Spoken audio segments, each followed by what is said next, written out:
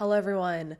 I am finally back in Toronto and I'm back and ready to be talking about some more cases with you all. A bunch of stuff has gone on in the last 3 weeks. A lot of stuff I want to talk about. This video today in particular, my stepfather recommended I look into and talk to you all about, which is what we're doing today. But a lot has also happened in my personal life in the last month. So if you want to go catch up with all of that, I recommend going and watching my main channel where I do daily vlogs and stuff like that. It's the complete opposite of what this content is. But if you want to go, see me on more of a personal level, I recommend over there. However, today we're going to be talking about a very strange case. And that is because on January 7th, 2024, so just a month ago as I'm filming this video, 4 men were said to have attended a football watch party for the Chiefs playing the LA Chargers, and this was the final game of the season. And these 4 men would attend this party at the home of a friend named Jordan Willis. And this is all happening in Kansas City, Missouri. However, 3 of these men would not make it home that night. Now, these 3 men were 38-year-old Ricky Johnson, 36-year-old Clayton McGeeney, and 37-year-old David Harrington. A 4th friend was also present for a portion of that night, and his name is Alex Weimer Lee. So these were the 4 men that ended up attending this party at Jordan's house. Now let's talk about Jordan for a moment, the homeowner. 38-year-old Jordan Willis is an HIV researcher and protein scientist who is actually living and working from the home that he was renting there in Kansas City, Missouri. And he is actually a very accomplished scientist whose research not only on HIV but also COVID has been highly praised in the medical world. Now Jordan actually went to high school with at least 2 of the men that would end up not returning home that night. However, it doesn't seem like they were super close in high school though. They weren't like BFFs, they weren't hanging out every single night, but they were friends, they did know of each other. And after high school, they also weren't, like super tight-knit close best friends. They were friends though. However, it did seem like Ricky, Clayton, and David were very close friends, as you can see from photos that they would post on social media. They were always hanging out together, they were always posting photos together online. Jordan really didn't seem to be a constant friend in the group. They sometimes hung out, but it wasn't as often as the other 3 did. And as far as the family and friends are concerned of the 3 men that would not return home that night, they also really didn't see Jordan as a super close friend to these men. Either way, including Alex in this group, they were all friends in some capacity, who had known each other for quite a long time. As I said, 3 of these men would not return home after going over to Jordan's house that night. But let's first get into the timeline that has now come out, that is assumed to be the proper timeline of what happened leading up to that happening. 3:25 p.m. that day was the official start time for that football game. So here's the issue with this narrative that has been going on, which is also the narrative that I have seen from the very beginning being pushed out on the media, in social media. All the headlines have been was that these men went to Jordan's house for a football watch party. Yet, the football game was hours earlier in the day, and the men didn't show up to Jordan's house until hours later, which was after the game had already ended. And it is stated that it was around 6:30 p.m. when Ricky, Clayton, and David ended up showing up at Jordan's home. It wasn't until 7 p.m. when Alex joined the other men. Now at 7:30 p.m., Clayton ended up contacting his cousin Alan, who had injured his back, and he was contacting his cousin Alan to tell him that himself and Ricky were going to take care of his construction job on the following Monday because he had injured himself. So that is a point of contact that has now been noted. At midnight, at 12 a.m., Alex ended up leaving Jordan's house. At this point, when Alex left the house, Ricky, Clayton, David, and Jordan were all there at the home watching Jeopardy on TV. So when Alex left, everyone seemed to be fine. They were all just chilling and watching TV. Now here's where things get weird, because it is only about half an hour later at 12:30 a.m., as far as we know, Jordan goes to sleep and crashes on the couch while his 3 friends are still at his home. Keep this in mind, because his story will change many, many times. After this point in time, especially the point in time after Alex leaves at midnight, no one really knows what happened to Ricky, Clayton, or David. All we know is that they would not return home. And for 2 days, their families would worry. They claimed to have gone to Jordan's house and knocked on his door. They tried to call him over and over again. They sent him Facebook messages. They sent him text messages asking where their loved ones were. And Jordan didn't respond to any of it. He was radio silent. We do know that at 9 a.m. on January 9th, Clayton's fiance, April Mahoney, and Ricky's mother, Norma Chester, would end up texting Alex asking if he knew where the 3 men were, because they found out that he was also present that night. So since Jordan's not answering, they went to Alex to ask if he knew. And of course, it seems that Alex was also very confused, not knowing what was going on. So he then went and contacted Jordan via text. However, Jordan also didn't respond to Alex. At 7 p.m. that night, Another friend named Dakota Latier ended up banging on Jordan's door for about 20 minutes. However, they also got no response. So at this point, you would think that everyone would be extremely worried, extremely frustrated, not knowing what's going on. I would be if my husband went to a party with friends and then didn't show up the next day, and then another day passes and no one's answering, including the homeowner. You would think something terrible might have happened. Maybe someone broke in and there was a robbery gone bad. Maybe there was a carbon monoxide poisoning. You don't know. There are so many possibilities of what may have happened, especially since the homeowner is also not responding. So by 9 p.m. that night, Clayton's fiance April ended up going over to Jordan's home herself. She ended up noticing that 2 of the men's vehicles were parked on the street outside of Jordan's home still, which seeing that would have just put a pit in my stomach. So April also went to Jordan's home, went to his door, and began knocking on it. But again, there was still no response. So fearing the worst, April ended up breaking into Jordan's home through a basement window. And once she got inside, she began to yell Jordan's name. Again, even though she was in his home, yelling his name over and over again, it was dead silent. No one responded. No one replied back to her. Jordan didn't go down to his basement asking, why she had broken into his home. And so April continued up to the first floor of the home. And after this, April would some way, somehow be able to view the backyard of the home. Now, I don't know if she looked through a window. I don't know if she opened the door and went out to the backyard. But either way, she would end up in the backyard of the home, and this is where she would end up discovering one of the bodies of a man. And from there, she would, of course, end up calling 911. And once police arrived, 2 more bodies would end up being discovered in the backyard. These bodies belonging to Ricky, Clayton, and David. My heart honestly goes out to April. I can't even imagine just going through that entire situation, being so worried for your fiance, for your loved one, and then going to the extent of breaking into the home to try to figure out what's going on, and then discovering them deceased in the backyard. It's awful. It's absolutely awful, and I can't imagine the trauma that she has gone through. But you all may be wondering, where was Jordan if his 3 friends were found dead? It wouldn't be until police arrived that Jordan Willis would emerge alive and well, in his underwear, carrying an empty wine glass, as if nothing was wrong and he didn't know what was going on. Now, here's the thing. At this point in time, there has been no obvious evidence or signs of foul play, and at this point, no one has been arrested despite this all happening a month ago. Jordan would end up being handcuffed in his underwear on his front porch, which a neighbor would end up catching on video, which I'll have playing for you all now so you can see that. However, police would eventually uncuff him and allow Jordan back into his home. Now, after hearing all of this, I'm sure you were all also very confused and have a lot of questions. And the family of these 3 men are also questioning everything that is going on. According to family, David was actually found sitting in a lawn chair on the back porch. He wasn't just, off laying in the grass somewhere or on the ground where you may possibly not see him. And as you can see from photos of the backyard of this home, there are a lot of windows and doors that face the backyard. So if Jordan had looked outside, he should have easily been able to see the bodies of his 3 friends out there. And again, as you can see from the photos, it's not a very secluded backyard. It also was supposed to have snowed around this time, but the snow wasn't deep enough that it would have covered up the bodies. But this also makes me question a lot of things as to why David would be sitting in one of the lawn chairs, but the other 2 friends weren't. And on top of that, why would they go into the backyard when the temperatures were below freezing? And if we really want to ask questions, how did 3 men end up dying at a sports watching party or this after party that they went to with no one reporting it? In my opinion, there is something very strange going on here. Now, at this point in time, police have not said whether drugs or alcohol may have been involved in all of this, which in my opinion, would be the only explanation at this point in time why all 3 of these men would suddenly die at the same time with no obvious signs of foul play. And I've seen a lot of people speculating that that may have been what happened as well, telling their own recountings of, being involved with drugs and alcohol and having addictions and such like that, or having loved ones or people that they've known having addictions like that as well, and then seeing the consequences of that.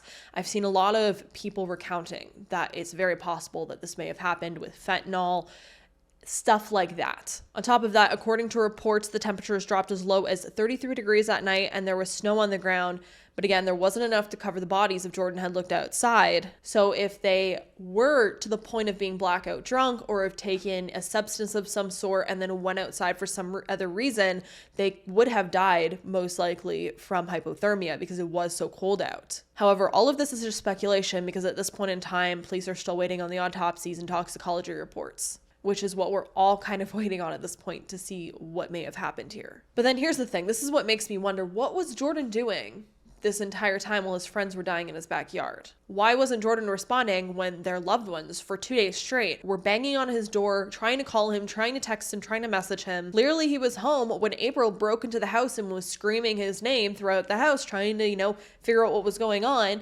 Clearly he was home when people were banging on his door just hours earlier. And then he wakes up miraculously when the police show up though, and he's in his underwear carrying a wine glass. What is going on here with this man who's supposed to be a brilliant scientist? He's award-winning. Something is up. Well, as I said, Jordan has some stories. According to Jordan, he had no idea the 3 bodies of his friends were in his backyard.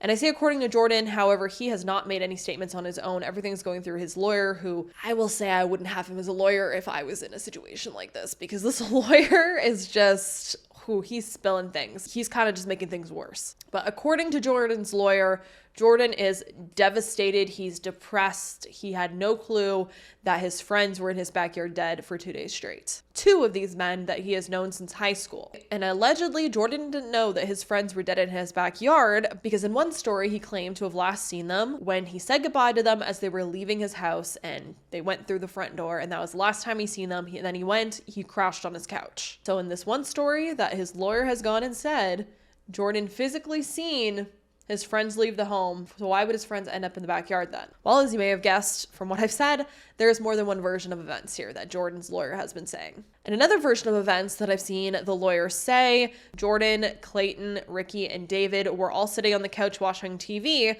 when Jordan ended up falling asleep. But in this version of the story, Jordan never seen his friends leave. So completely opposite recounts of what would have happened. That makes me wonder if these friends were all watching TV and stuff, why would they go into the backyard when it's 33 degrees out? And why would they all be found in different areas of the backyard? One of them being a chair and the other 2 allegedly being somewhere out on the ground in the yard. It's just odd to me. Now, I've seen a lot of people press on this point of them being found in the backyard and Jordan claiming he had no clue they were back there, with people saying that, when it snows out, you usually go look outside the windows to see how bad it's snowing, so why wouldn't he at least look in his backyard at least once in the 2 days that had passed? Why didn't he wake up? Why didn't he respond to people banging on his door, calling him, texting him? It also made a lot of people wonder, where were his 2 dogs? Because Jordan actually has 2 pit bulls, as far as I've seen. Now, I've seen his lawyer has said that the dogs were at his father's house. That makes me wonder, was this a thing that occurred regularly, that he would send his dogs to his father's house when he was home? Did he send them to his father's house because he had friends coming over and he didn't want to bother the dogs? Did he send the dogs to his father's home because he knew they were going to be partying that night and he didn't want to have to take care of the dogs? There's a lot of questions here. Because if his dogs were home, you think he would have to have let them out in the backyard to use the bathroom. Which, if he had done that, you think that he would have discovered the bodies. Now, when it comes to the family trying to contact Jordan, according to what his lawyer has said, Jordan had no clue that anyone was trying to contact him because, as far as I've seen, Jordan was asleep for those 2 days straight. Now, when I've also seen that he was said to have been asleep for 2 days straight, his lawyer has also said that he was in and out of the house for 2 days straight, or mainly at the house for 2 days straight and didn't leave the home. There's a lot of confusion here. And here's the thing. You think that Jordan would have woken up if he was sleeping and people were banging on his door and calling him and texting him. No. Allegedly, Jordan fell asleep with sound-canceling headphones on and a loud fan running. So he wouldn't have heard any noise going on in his house. And according to what Jordan's lawyer has said, Jordan didn't see any of the Facebook messages from the family until the police showed up, and then he looked at his phone and seen them. Again, I've seen different stories where Jordan has allegedly sporadically left the house throughout the day, and then other stories where he didn't leave the home for up to 50 hours and because he was asleep. It's just all over the place.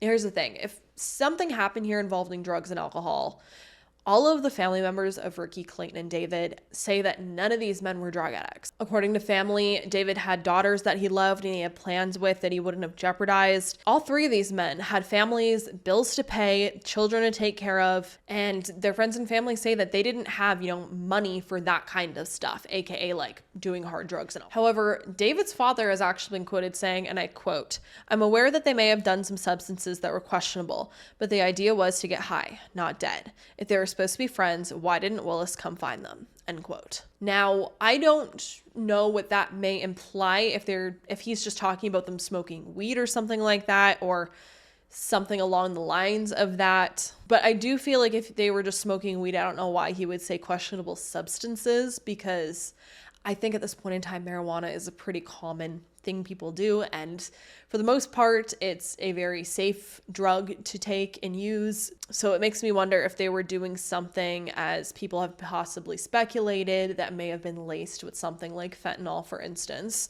Again, this is all speculation. It would make the most sense if they had taken something, maybe it was laced, maybe they were given something that they thought was something it wasn't, and there is some foul play here. And they ended up maybe going outside to cool off, or they panicked and went outside and then they died from hypothermia. Like, there's so many possibilities here. Again, we don't have the autopsies or toxicology at this point, so we don't really know. Everything is just completely speculation. But for the most part of what I've seen people saying is they think this may have been an OD. We also have to wonder, what does Alex know? Because as far as everything seemed, Alex left at midnight and things seemed fine. He didn't say anything was up. Maybe he's told police stuff that we obviously don't know. Maybe he did say that they were doing some kind of substances, but everyone seemed fine when he left. You know what I mean? Again, speculation, just an opinion. But Alex also seemed to be worried when the family members were asking him if he knew what went on, and he tried to contact Jordan, and Jordan wasn't responding to him either. The question kind of lies here. If they were all doing substances, why did 3 of these men die, but Jordan didn't? If they were doing, questionable substances, it would make sense why Jordan may have slept for 2 days straight. If he was on some kind of binge, even if it wasn't a substance, if it was alcohol, because he was walking around with a wine glass, it could make sense why he slept for days straight. And it makes me wonder if he's telling so many strange stories because he doesn't want to admit that he has a substance abuse problem. It would jeopardize his job. It would jeopardize, his career, his home, everything that he's built up and lived for. He's not stupid. He's an award-winning scientist that deals with HIV studies that are extremely complicated. He's smart. And I feel like if something like that were to come out, he may, lose his credibility. He may lose his credentials. Something may happen. So it makes me wonder if there's so many different stories, and him saying that, he fell asleep and they left, or they didn't leave and he fell asleep, but then he somehow ended up with headphones on with a fan on, even though his friends were still there. Like, it's weird. If he did fall asleep on the couch, did he wake up and then go put on his noise canceling headphones and his fan after he thought they had gone? That just seems really strategic. And if he is knocked out from doing drugs, why would he need to put on noise canceling headphones and a fan? It just seems too convenient that he would have all this noise canceling stuff right at the time when the families and people are banging on his doors and trying to contact him. Or it begs the question, was he awake during certain points and times of the day? Even if he didn't know what happened, you think he would have heard all the knocking and calling and, responded to some of it, unless he was scared and was deliberately not responding to any of that stuff. If he directly wasn't involved in causing the harm to his friends, if they were doing substances, something like that, could he still get in trouble for providing a substance or doing a substance with them where they ended up dying? There's a possibility there. So maybe that's why he's trying to cover himself. It could also just be that he's trying to cover himself because he doesn't want to lose his job. I think there's a lot of different aspects here. If he wasn't directly involved in, his friends dying, and he doesn't want to hurt his own self and career and name. It's just a really complicated one, but it's just so weird to me that it's just so conveniently worked out that he was wearing these headphones and the fan and he didn't hear anything for 2 days straight, and he slept for 2 days straight. Clearly something was going on here. It wasn't just he had this fun casual party with his friends, they were watching some Jeopardy, he got tired, went to bed, his friends chilled or left, and then they ended up somehow died. There was something else going on here. I think we all can agree on that, whatever it may be. Something else was going on here. And something he's either trying to cover up now or cover his own ass, even though he wasn't directly involved. There's something going on that's odd. Either way, There are 3 men that ended up dying in this situation that seem to be happy, healthy men. It's not just like one of them had some issue and reacted to something different and like died from that. All 3 of them died, and they all died in the backyard in freezing temperatures. While Jordan conveniently was on the couch or in his bed, cozied up with no noise canceling headphones on and a fan going. It's weird. It's odd. It's strange. These men had families. They had children. They had jobs, careers, goals. They had people that loved them. And they want answers. And whether Jordan did something or not, it's not right that we don't get the truth of what happened to these men, and that the families don't get the answers of what happened to them, that these men's children don't have the answers of what happened to their father. Once you put all of this timeline together and hear everything that happened, it's just very odd and it's very strange. I do want to say though, in defense of Jordan, that his family and friends have been talking and actively defending him, saying things such as, and I quote, "He would never in a million years do anything. These were all good friends of his. They were all people he went to school with, and he had took them to a football game the day before for the Chiefs," end quote. And Jordan had also allegedly bought tickets for his friends to go to a future football game as well. So it seems like there are plans for the future. I don't think, if anything, that this was something that was like deliberately done. I did see some speculation. Maybe Jordan had some experimental drug. They all did it and then they ended up dying from it. I mean, anything's possible in this world. Anything is. But in my opinion, I don't feel like this is some deliberate plan that he like called his friends over so he could murder them. You know what I mean? It just does seem like in the aftermath something weird and sketchy is going on though. Now, according to neighbors, they didn't really see Jordan much. He never really was out much. They didn't really even see him walking his 2 dogs often, which if he had a big backyard like we've seen in the photos, he probably just let them out back there. Honestly, I don't really know what to think. This is a very weird, strange case for sure. It's a case that we definitely need to see the toxicology and autopsies on and know that information to even start making more solid theories of what may have happened here. As I said, it seems like the mass majority of people who are talking about this case are thinking it's something drug related that may have happened. It's just tragic though. It's just extremely tragic. As you all know, if you are a watcher of my channel, I do like to talk about, people who are drug addicts, people who are involved with, more high-risk lifestyles. I like talking about those cases, and I always say that those victims are all just as important as anyone else. From everything that we've seen here, it seems like the family members haven't said that these 3 men were like hardcore drug addicts or anything like that for sure. They may have dabbled in some substances. I've had friends and stuff that have done, certain drugs and stuff. Like, people experiment.